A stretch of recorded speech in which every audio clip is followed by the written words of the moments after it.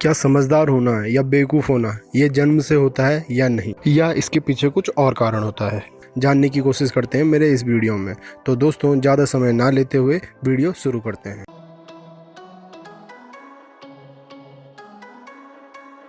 दोस्तों, जब तक चोर पकड़ा नहीं जाता तब तक उसे चोर नहीं कहा जा सकता। उसी प्रकार जब तक आप किसी के सामने बेवकूफ़ वाली हरकत नहीं करते, आपको कोई बेवकूफ़ नहीं कह सकता, है ना। उदाहरण से समझने की कोशिश करते हैं। आप एक इंसान से मिलते हो और देखते हो कि उसे बहुत कम बोलने की आदत है।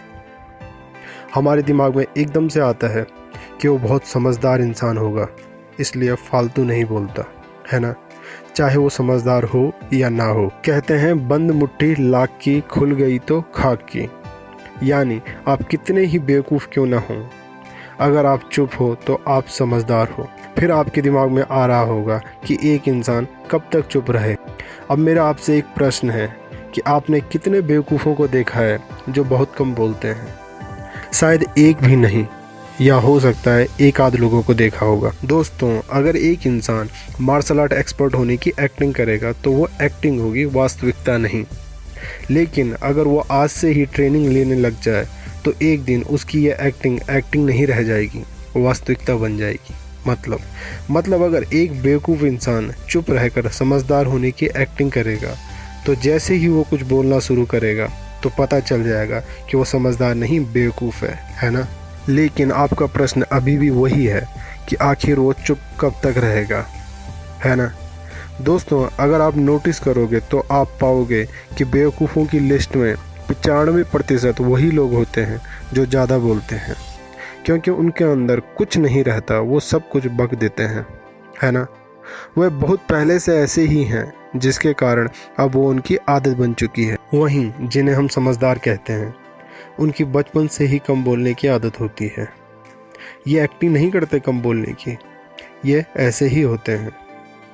भूलने की आदत इनकी भी होती है, लेकिन ये अपनी भूल को बेवकूफ़ियों में नहीं बदलने देते। उदाहरण के लिए, अगर एक समझदार इंसान कुछ भूल जाता है तो वो सोचता है कि क्या भूला होगा, और फिर याद करके उस चीज़ को ले लेता है, और अगर याद ना आए तो उस चीज़ को वहीं छोड़ देता है। वहीं अगर एक बेवकूफ़ इंसान कुछ भूल जाता है तो वो उस चीज़ को याद करने के स्थान पर परेशान हो जाता है और वहाँ उपस्थित सभी लोगों को परेशान कर देता है, और फिर लोग उसे भुलक्कड़ भी कहने लग जाते हैं। फिर आपके दिमाग में आ रहा होगा कि कपिल शर्मा तो बोलता भी बहुत है और इंटेलिजेंट भी बहुत है, एकदम ख़तरनाक पॉइंट मारता है।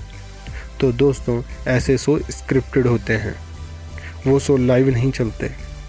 फिर हो सकता है आपके दिमाग में यह आ रहा हो कि कुछ लोग तुरंत ज़बरदस्त कमेंट मारते हैं, जैसे कॉमेडियन भारती या मशहूर गुलाटी, है ना। तो दोस्तों, वो ज़्यादा नहीं बोलते, वो सोच के बोलते हैं। ज़्यादा बोलने में और सोच के बोलने में बहुत फ़र्क होता है। खैर, वो दूसरा ही टॉपिक। आपका प्रश्न अभी भी वही होगा कि आखिर एक इंसान चुप कब तक रहे, है ना।